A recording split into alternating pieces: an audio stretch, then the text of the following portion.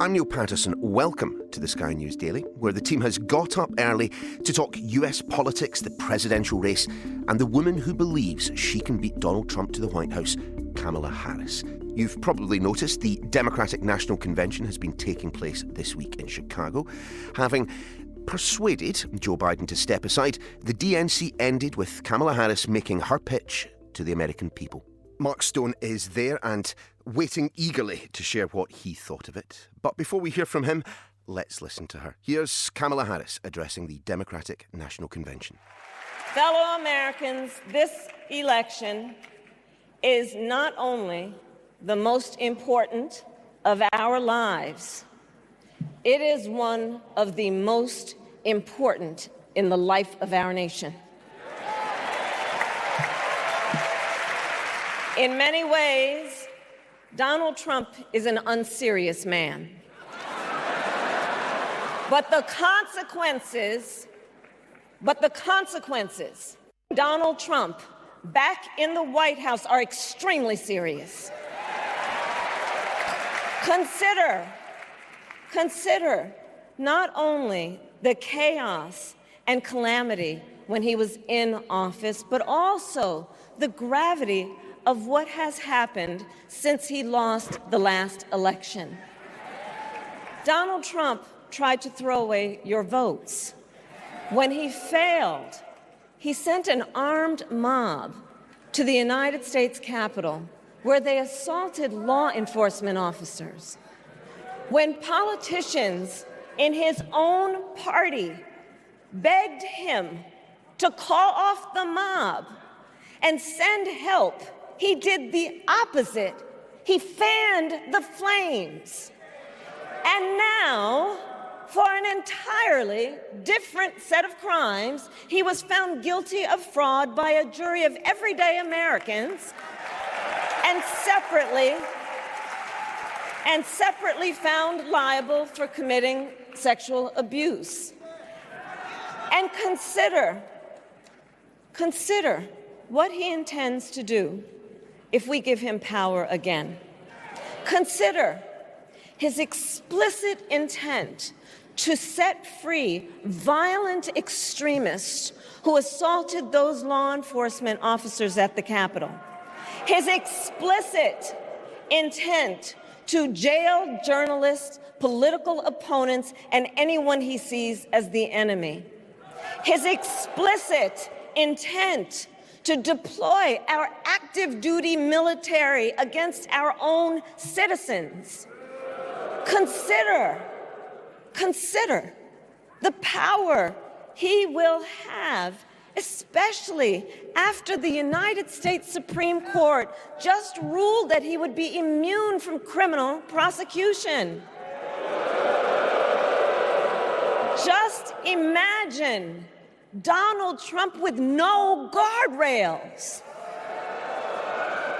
and how he would use the immense powers of the presidency of the United States, not to improve your life, not to strengthen our national security, but to serve the only client he has ever had, himself.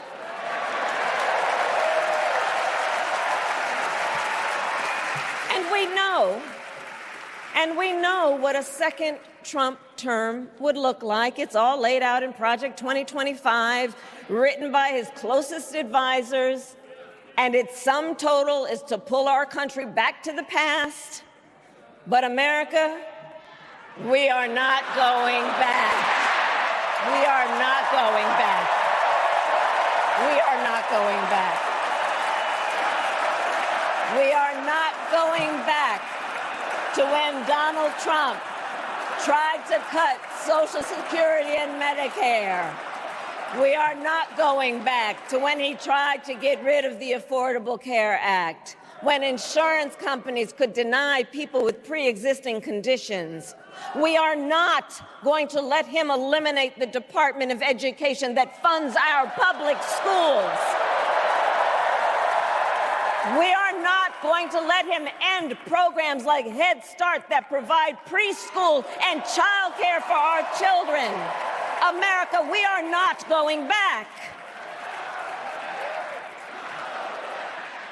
Our US correspondent Mark Stone joins us from outside the DNC in Chicago. Mark, good to see you. Look, before we get on to the main topic at hand, Kamala Harris and her speech, I've got to say, the Americans know how to throw a political party conference, don't they?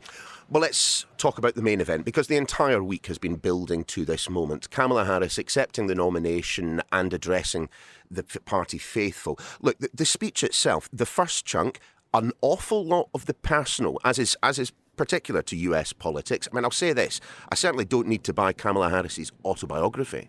Remember, yes, she has been vice president, but she's been in the shadow of President Biden for the past 4 years.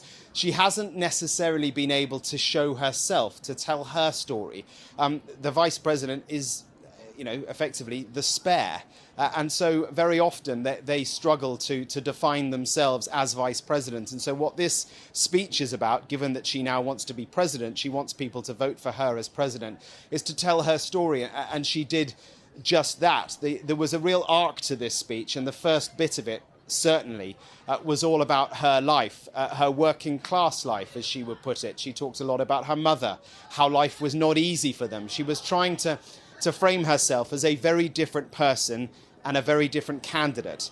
And one line in that very personal beginning section of her address, where she talked about her time as a public prosecutor, Kamala Harris for the people. I suspect that's a phrase we're going to hear again. It got an absolutely huge roar. Kamala Harris for the people is what she would have said in court, and Kamala Harris for the people is the message that she wants to display today. Again, trying to draw a clear differential between her and Donald Trump. A theme that we have felt through the course of this week is that Kamala Harris represents, so they would say, we, and Donald Trump represents me. She framed him as a sort of ridiculous character, and I think that's certainly been something that has differed from how Joe Biden has been presenting Donald Trump. He's been presenting him as a dangerous threat. There's been a kind of doomsday loop of danger from Biden, his messaging about Trump. But she said at the same time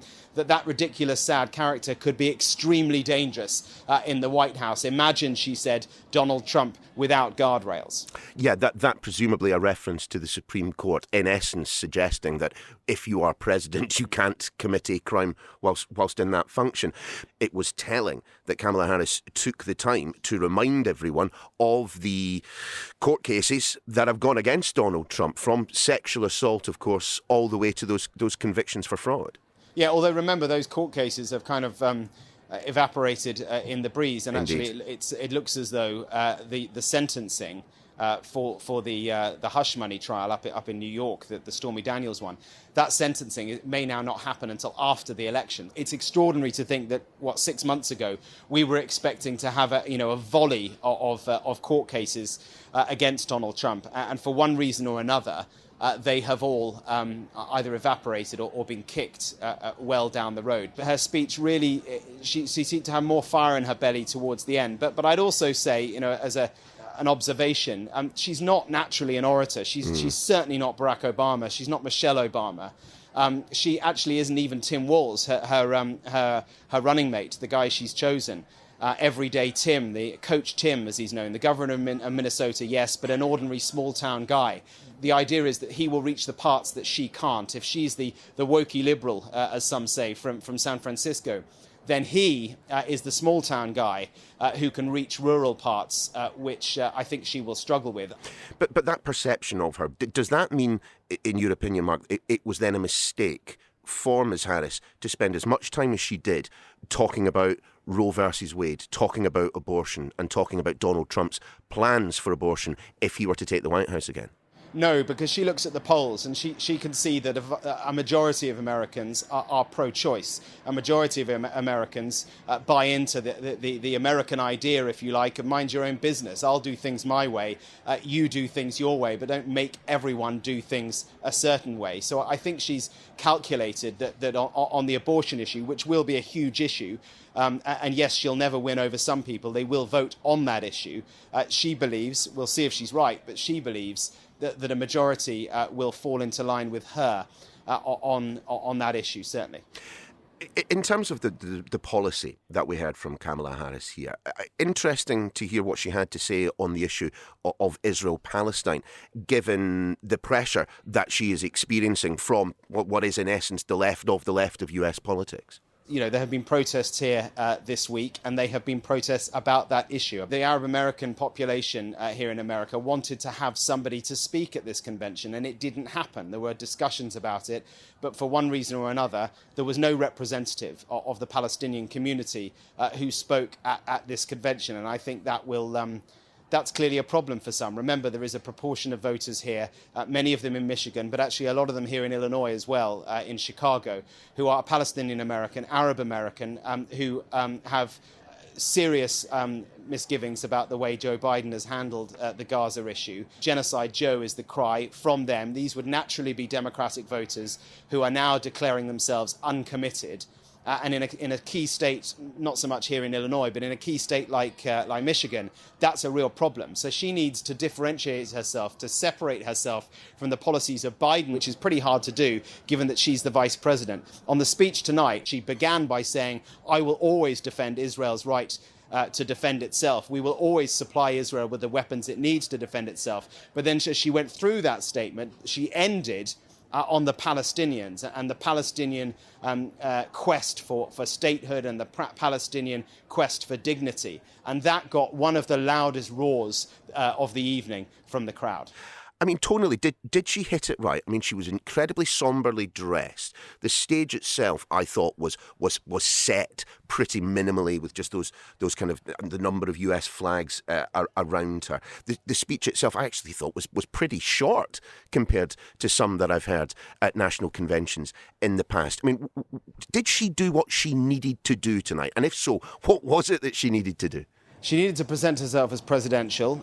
Did she do that? I'm not going to be a judge on that. It was certainly a no-nonsense speech. Right from the beginning, when she came out, from the black suit onward, it felt like a no-nonsense business-type speech. I'm going to get things done was the way I think she wanted to present herself. And I think she wanted also to frame herself as the no-nonsense candidate against the nonsense, as she and the Democrats would see it, of Donald Trump. This speech was the culmination of several days of the convention, and during the convention we saw some pretty high-profile people pop up. I think I only heard him mention maybe once, maybe twice in Kamala Harris's speech Joe Biden.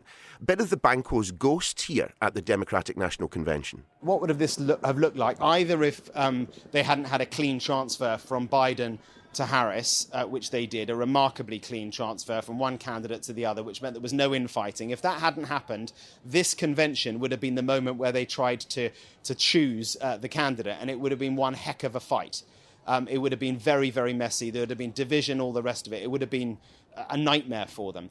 The other scenario was that Biden didn't step aside and was here today doing the speech Kamala Harris did, but to a crowd of 20,000 people and the rest of the Democrats across the country who didn't want him because they think he's too old, but he was insisting that he wasn't too old and that he could beat Trump. That too would have been an absolute disaster. So when you look at it like that, this has been a very good convention for them. They openly... the framing that they've wanted this to have is one of joy, like good news, we are the future. Privately, what they wanted was unity. I think they got that, no question about that. I suppose the question is, what does Kamala Harris do with Joe Biden in the running up to the election come November? I do wonder if we perhaps got an answer from the DNC, and it's you sideline him. I mean, he was lower billed this week, from my perspective, on the other side of the Atlantic, than Barack Obama or even, frankly, Michelle Obama. I think that's absolutely right. Sideline, maybe a strong word, but gently push aside is how they'd like to see it. The first day of the convention, when Joe Biden spoke, the warm-up act, not the headline, as he would like it to have been the headline. He was the warm-up. That first day did feel kind of different in tone to all of the rest of the days. It was very much a reflection of Biden, thanking Biden for 5 decades, half a century in politics. It was his swan song, and I certainly got the sense that the mood on day one was very much, thank you, President Biden, but now move on. And then they did very, very quickly. Her challenge, honestly, Neil, is to what extent is she continuity Kamala, and to what extent does she represent change? If she's continuity Kamala, then all the things she's now proposing, people will rightly say, well, hang on, why didn't you do that in your first 4 years? You've literally been vice president. If she represents change, then again, she's got to somehow separate herself from the past 4 years, which is kind of quite a tricky thing to do, I think. Mark, the end of a very long week for you and the team, with the prospect of more than a couple of months of campaigning still to go. The most important question of the evening: where on earth was Beyonce? I got out of my bed before 3 o'clock in the morning on the promise of seeing Bey in Chicago. Absolutely. Everyone expected she was going to be here. TMZ, the showbiz outlet here, even confirmed that she was going to be coming. I don't think she was ever going to be here, but there was so many rumours that she would sing Freedom, it would be the final song. So lots of very, very disappointed people. But maybe that goes back to what we've been talking about, Neil. The way that they wanted to present this was kind of no nonsense, down to business. We had a few celebrities through the week. Today was about Kamala Harris. It wasn't about Beyonce. Beyonce certainly would have upstaged the woman who wants to be president. Mark, you pause and draw breath. When we come back, what next for Kamala Harris? Welcome back to the Sky News Daily. And Mark, we were just reflecting before the break there on what happens next. I mean, we should expect, shouldn't we, that Kamala Harris will receive something of a bounce just by merit of her having the kind of the wall-to-wall blanket coverage that you get in US media on occasions such as this. I mean, the timing has been really fortuitous for her, because the first bounce came when she was announced as the presumptive candidate, when President Biden stepped aside and then very quickly endorsed her.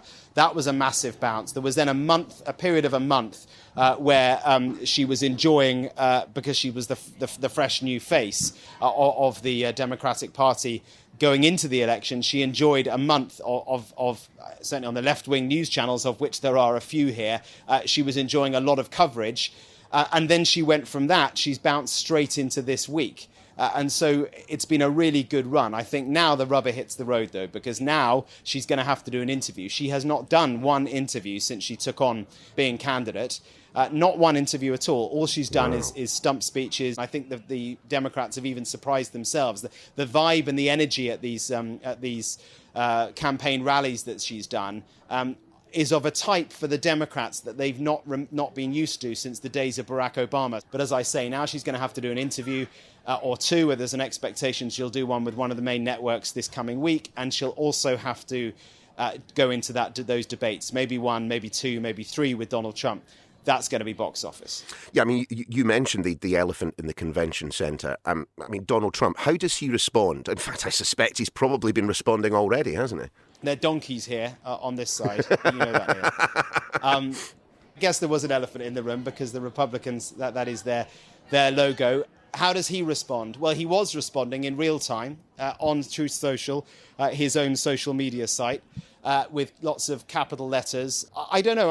I was watching him today. He was in Arizona down at the border. The border is clearly a very, very key issue for this election. Plenty of people see the southern border as being a chaos, an open border that they attach to Biden-Harris, and specifically they attach it to Kamala Harris because she seems to have gained this tag, the border czar, which incidentally is slightly inaccurate. She was never made by Biden the border czar, but she certainly was asked by Biden to look into the underlying problems of immigration. Trump down on the border today, he was low energy, certainly. I think he's rattled. He's rattled because he thought he was going to be fighting Joe Biden. He thought he could beat Joe Biden. The polls told him he could.